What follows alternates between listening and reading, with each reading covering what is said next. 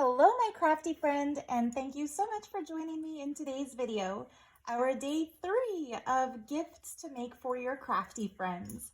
So I think of all the videos in this 12 video series, 12 days of gifts to make, these are by far the easiest, but they will definitely go a long way in your friends' journaling, crafting, pen paling, etc., collaging. So yeah, it's just like the title suggests, reproduced Victorian ephemera, like calling cards, postcards, advertisement cards, quote cards, etc. So I've printed out the 4 sheets from my shop that are the Victorian Treasures printable kit. I'm going to use some of this stuff in other videos. For example, this is going to become the cover of a mini book, so I will not be using those today. But the rest of these I'm just going to be cutting out, and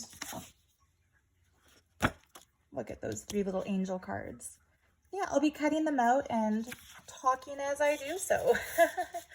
These chatty craft with me videos are still quite a bit outside of my regular comfort zone, but I'm getting the hang of it, doing my work and talking at the same time.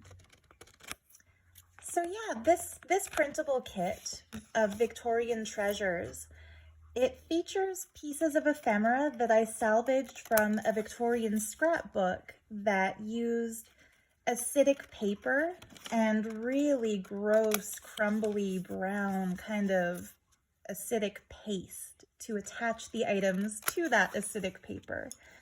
And so I did a little bit of searching online to figure out how to salvage the items that had been glued down over 100 years ago in the late 1800s, and found the process of meticulously soaking in water each and every page from the book. And the items that weren't glued down too much would float to the surface, and then I had to use a dry cloth to rub all the excess paste off the back of them. And then I wound up ruining a few, which is really sad because I tried to flatten them by putting them in books, like in really big heavy dictionaries at the end, and of course they got glued right to the dictionary pages and then kind of got torn. And after some trial and error, I realized, parchment paper and to line the book that they get flattened in. So these, luckily, are prints that I made. I had them professionally scanned to turn into a printable kit. So yeah, these are all pieces that I've kept the originals in my personal collection to use in my own journals. But they look so authentic and so original because the originals were fussy cut and they were on a paper with a very similar thickness to the kind of cardstock that we can buy at places like, you know, Staples, Office Depot, if that still exists, I don't know. But yeah, so what I should have said at the beginning of the video is what you'll need to make this project. It's pretty simple. The only materials you'll really need are cardstock for your printer, colored ink for your printer, and a pair of scissors. And then if you want to get fancy with inking the edges at the end, it's nice to have an inking tool and a stress ink. Those just look like this. And yeah, you don't need to get too fancy about it, but I just wanted to demonstrate how easy it is to actually do this kind of fussy cutting. You don't need to be too worried about being perfect. The Victorian ladies certainly were not worried about being perfect. If you'll notice, the lady who cut this out, there's some gray around the edges. That's just how she cut it. She didn't do a perfect job. And we don't have to do a perfect job either, do we? So yeah, it'll look authentic if it's not made too perfectly. So all I'm going to do is fussy cut the items I want to give, and this gift would be wonderful for anybody who does junk journaling, collaging, pen paling. I might sound like a broken record because you'll hear me say that throughout this video series that, you know, this isn't the kind of gift you'd give your dad. It's not the kind of gift you'd give your boyfriend. It's not the kind of gift you'd give somebody who doesn't appreciate paper crafting. But for anybody on your gift list this year, and it doesn't have to be a holiday, it could be for their birthday or whatever. I try to keep these videos, you know, gift ideas that you could give at the holidays, since that's the time of year we're in now. But these would be great gifts any time of year, I think. But yeah, those of us who do paper crafting and journaling and happy mails, we understand the time and the effort that goes into fussy cutting and inking things, and it's a treat to have this kind of work already done for us by somebody else. And we don't all have the same sets of digis, the same sets of digital printable things. So a set of printed ephemera made by a friend who has access to different printables than we do can be so much fun. I think I might just cut this little blue flower right off because I did not go to the effort of getting my cutting mat and X-Acto knife here, because I would want to go right up there against the edges to get rid of the white space, like so. But I'm going to keep that little blue flower for a future project. So yeah, these pieces of ephemera, I think, bundled up nicely in a set or tucked in with a card would be so appreciated, because they're the perfect touch to add to journal spreads and collage sheets. They also make great little artist trading cards. Not artist trading cards like the early 2000s trend of artist trading cards, but journal maker trading cards. And as you can see, they're pretty easy to cut out.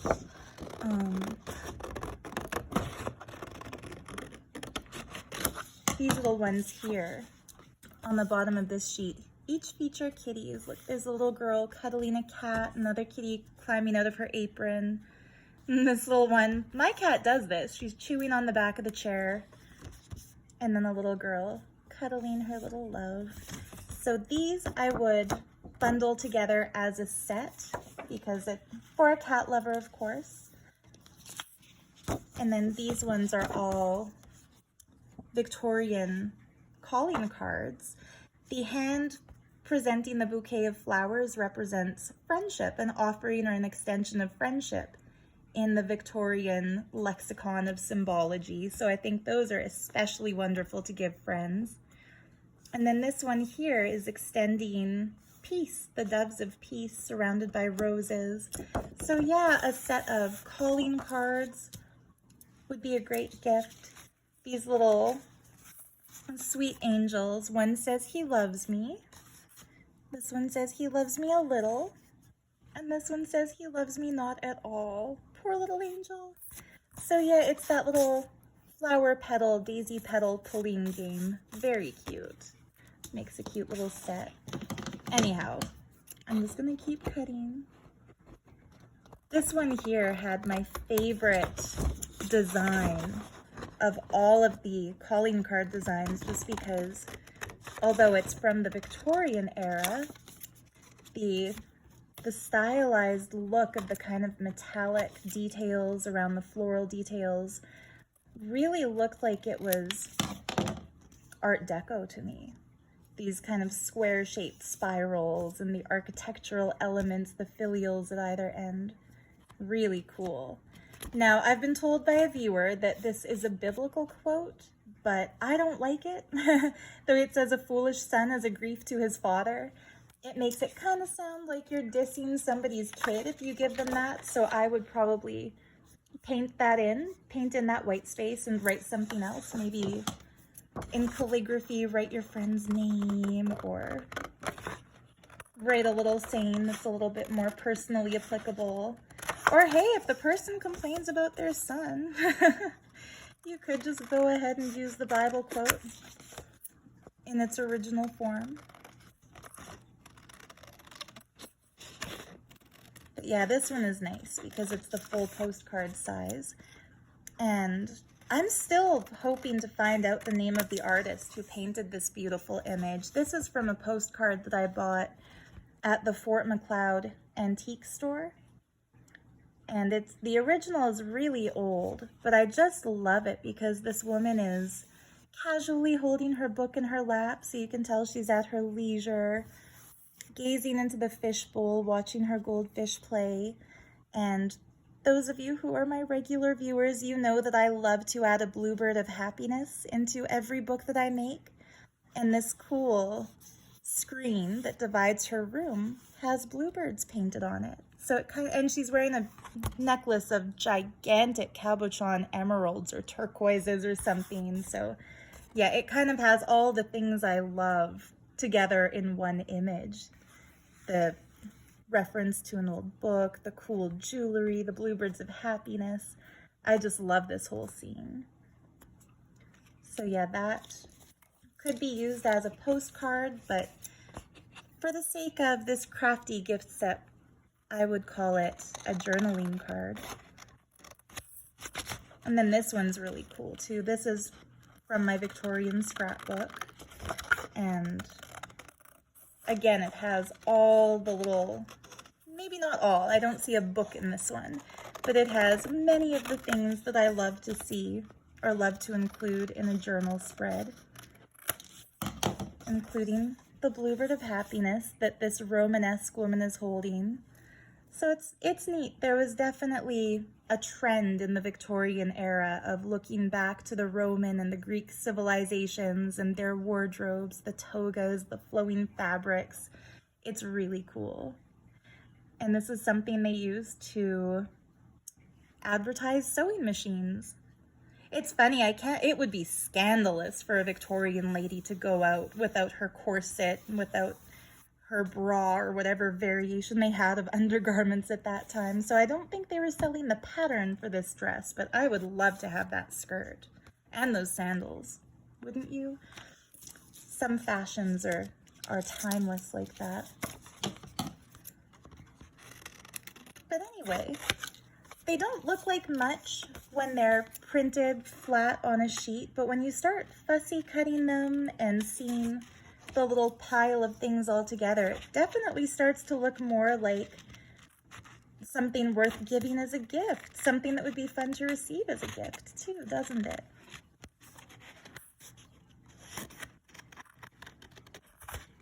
And there can be something somewhat meditative about fussy cutting. I've had people ask me, how do I have the patience to do so much fussy cutting, especially when I make my paper dolls. The paper dolls I make out of my artist friend Kat Stone's stunning, opulent, royal paper doll designs. She's just such a talented artist. And she's not only gifted me many, many beautiful paper dolls, but she's also given me the complete go-ahead, blessings, creative freedom to turn them into printables and to use them in my journals. And I love to do that.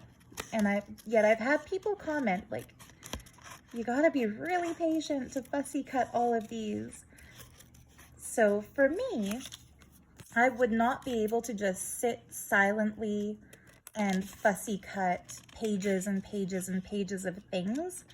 What I usually do is I put on a good podcast or put on one of my favorite albums, you know, some music or a podcast or an episode of Antiques Roadshow or something in the background, something that you don't need to be watching the entire time. You can kind of look up here and there to see.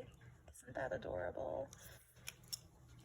So yeah, I don't just sit and cut for hours without doing anything else while I sit and cut. I like to sit and cut and listen to something. But yeah, it's only been 15 minutes and I'm not doing this as quickly as I'd be doing if I wasn't talking through it. And we already have 1, 2, 3, 4, 5, 6, 7, 8. We've already got 9 pieces of ephemera. Like that right there would be quite a cool little gift bundle.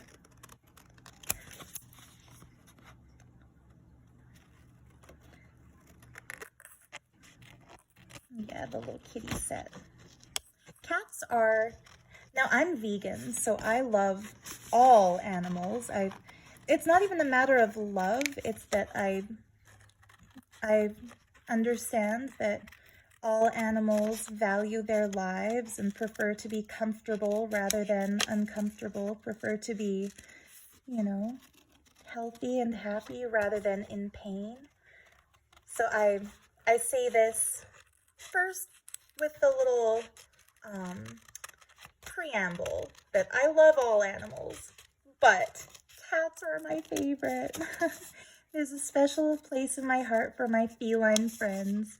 I grew up with kitties and they've always just made me feel better when I'm sad, and they're always there for you. They don't care whether you're having a good day or a bad day. Or I'm sorry, they don't care whether you're having a good hair day or a bad hair day. They definitely care whether you're having a good day or a bad day. If you're having a bad day and you have a kitty, your kitty will be extra cuddly on those days to cheer you up. But they don't judge you. They don't care, you know, whether you've got makeup on or not, whether you look Instagram ready or not. Neither do dogs, neither do any animals for that matter.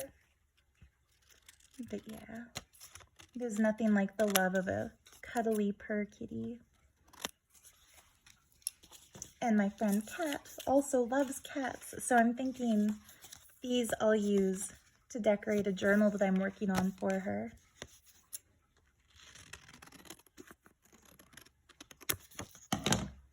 I'll use those as like a little set within her journal of cat themed things. I'm gonna do, oops, the ones on the bottom here. I'm gonna save these instead of cutting out the calling cards. I'll save these for another project that's coming up in this video series, but I want to show you how I do these ones because this original calling card was made in 2 layers. So the backdrop is this kind of ivory colored, fancy bordered piece of cardstock. And then just glued at the wrist is this overlay of, the original was embossed, this kind of embossed lithograph print. So in my DigiKit, the way I've laid this one out on the page is I made 2 identicals of the same one. So one of them I'm going to cut out around the ivory edge. And then the other I'm just going to cut out the inside separately. And because I'm on camera as I do this, I'm not cutting it out as meticulously and perfectly as if I were doing it on my couch at my leisure without trying to talk and fill the airspace with sound.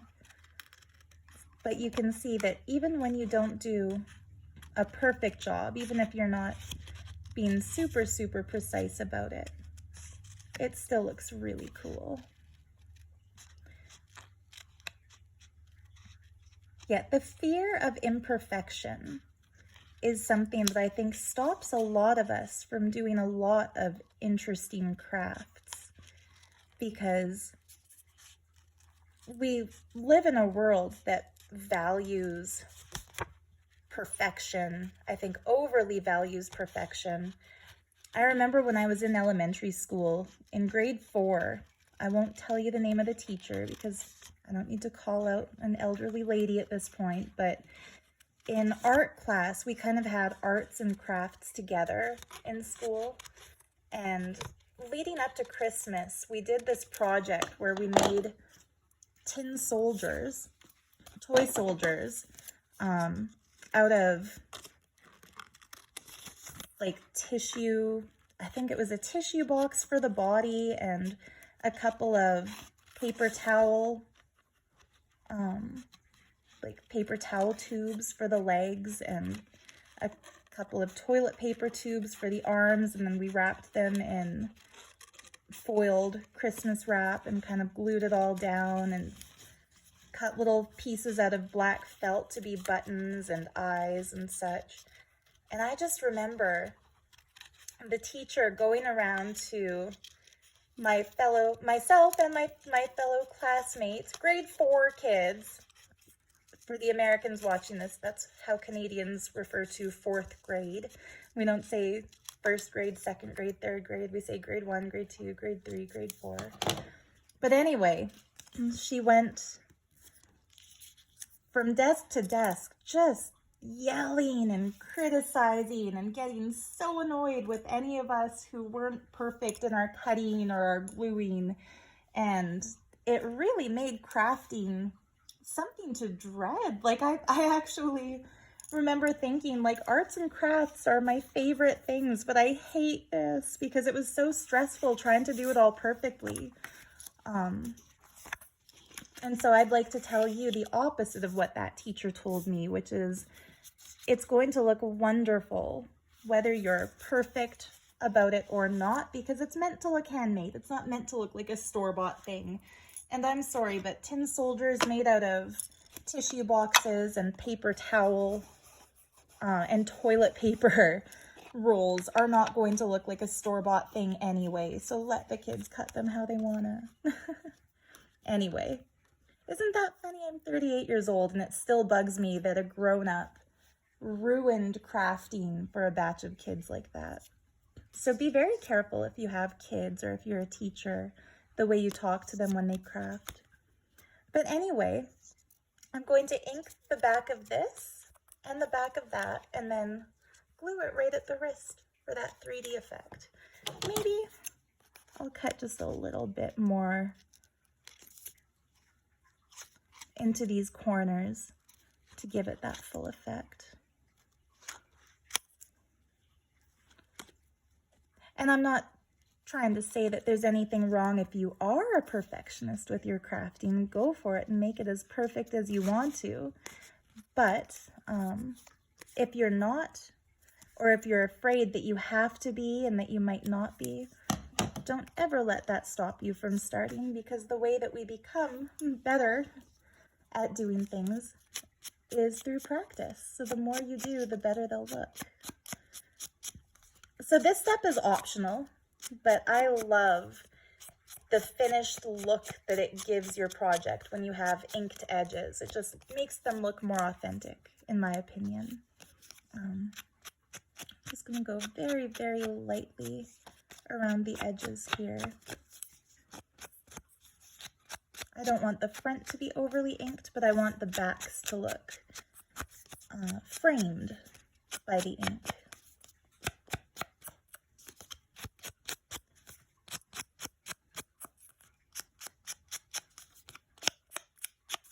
So there we go. This is the only one in the batch that needs the distress ink and the glue, and it doesn't even need it. You could just cut them both out like this and have 2 separate pieces of ephemera. But I love layers and collages and the authenticity, the authentic kind of feel of the Victorian style. The way the Victorians would do it, under this piece here, and I forget the name, but on my original, when you flip this part back, you can see the name of the lady who would have presented this as a calling card. Nerdy little fact about me, I love the TV series The Gilded Age. I've been watching it, and it's cool to see the Mystic Rose of New York, Mrs. Astor, and all the society ladies visiting each other, leaving their calling cards with the butlers, and knowing who's paying them a visit based on the stack of calling cards. I saw in a historical YouTube video about the Victorian era and the way people did things back then, that calling cards were quite a status symbol for ladies.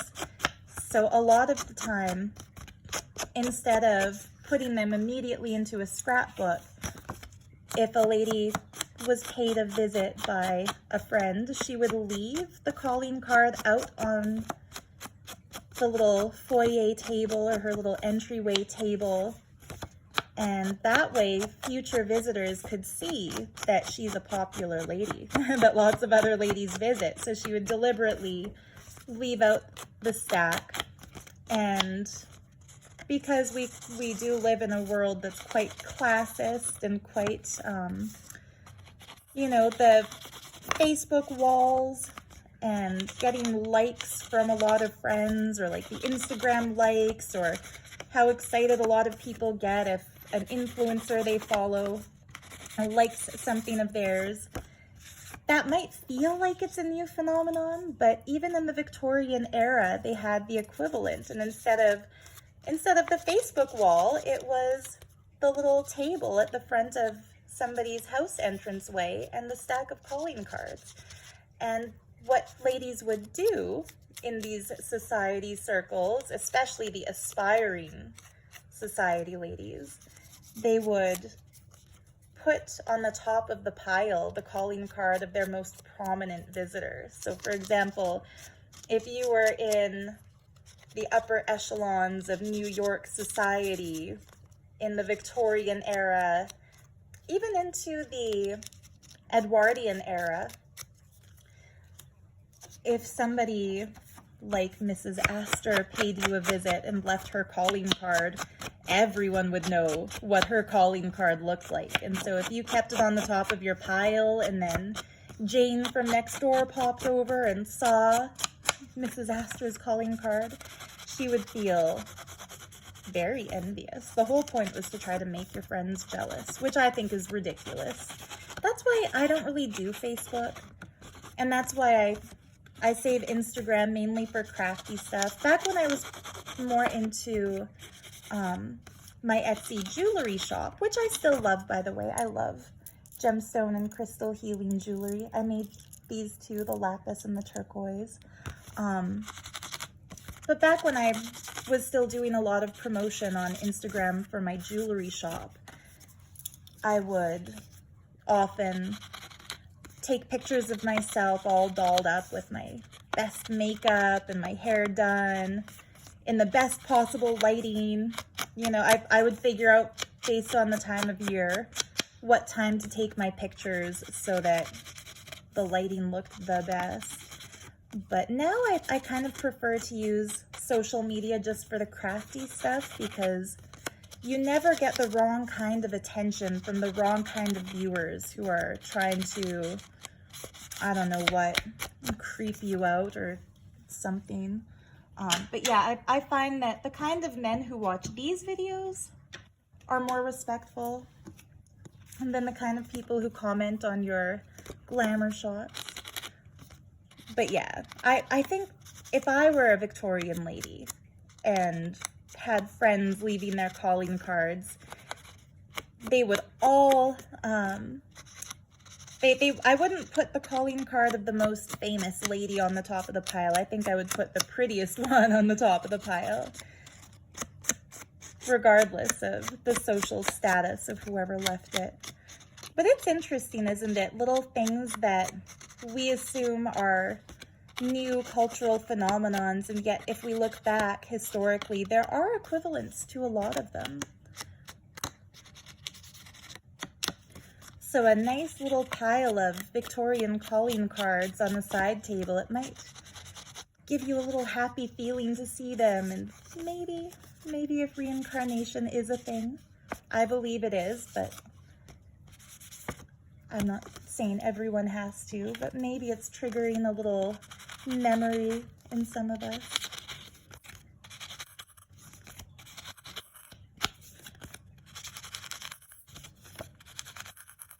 I think this is so much fun that a jewelry store made their business card in the shape of a decorated Easter egg. The only real hint to jewelry in here, I guess, would be the band that goes around it.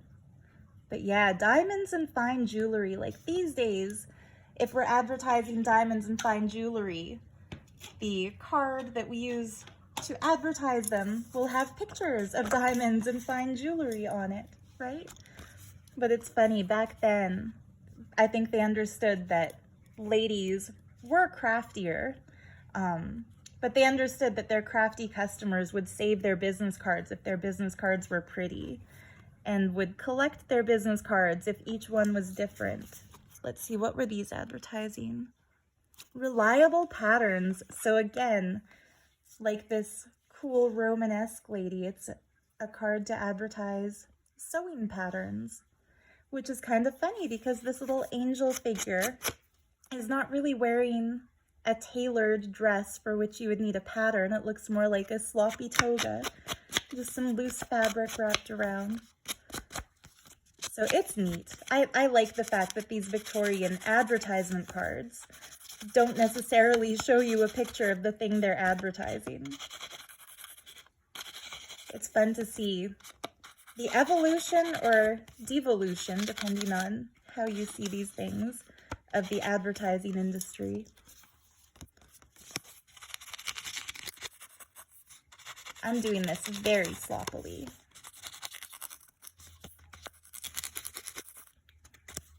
But I think that's okay.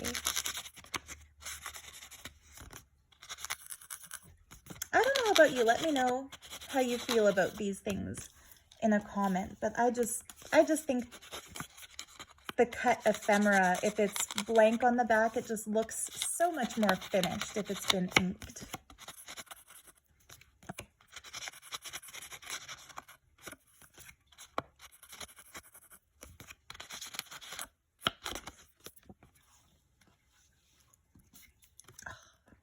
Best for last, the cats.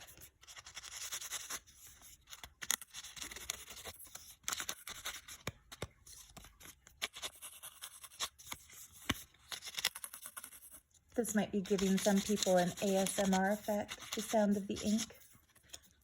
I don't know. I don't get it, ASMR. It doesn't really do anything to my brain the way it does to some people's. But I'm assuming this is the kind of sound that would trigger it.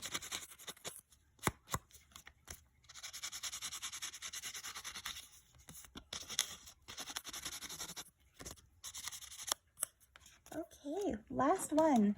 See, I feel like cutting out ephemera pieces and inking the edges, it's one of those daunting tasks because it feels like it's going to take a lot of time and a lot of effort and a lot of concentration.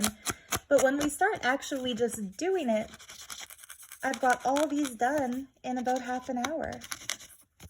And this is while filming and trying to maneuver around a camera and a tripod and sitting on the floor. My legs are a little bit falling asleep because I'm sitting campfire style here. Sukhasana, for those who do yoga. But this is nothing actually. The last video that I did in this series, I'm not filming them in order. The last one went on for over an hour, and by the end, I couldn't feel my legs anymore. So it's definitely a bit of a yogic challenge. But there it is, a fun set of reproduced Victorian ephemera. This one, I think, probably more likely Edwardian era. But yeah, I think these would be such a cool gift to give or receive. Anybody who's into the crafty stuff would find use for any one of these pieces of ephemera. But imagine getting this all bundled up, maybe tied with a little bow.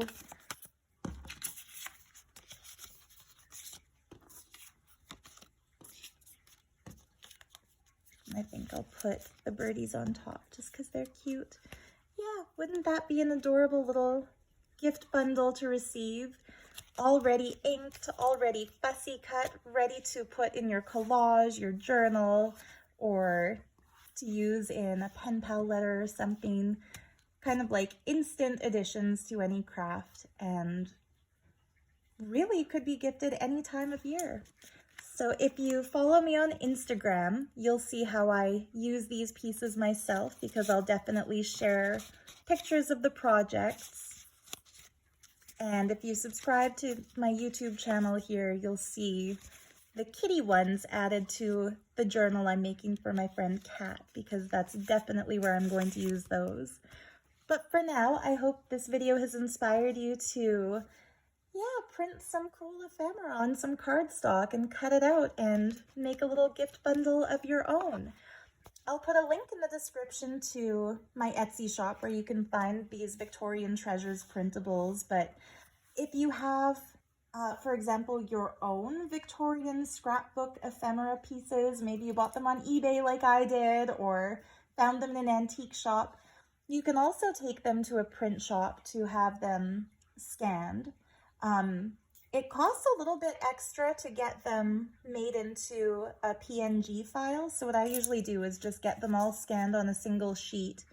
And then I take maybe 2 or 3 hours of work, but put them into the software that removes the background.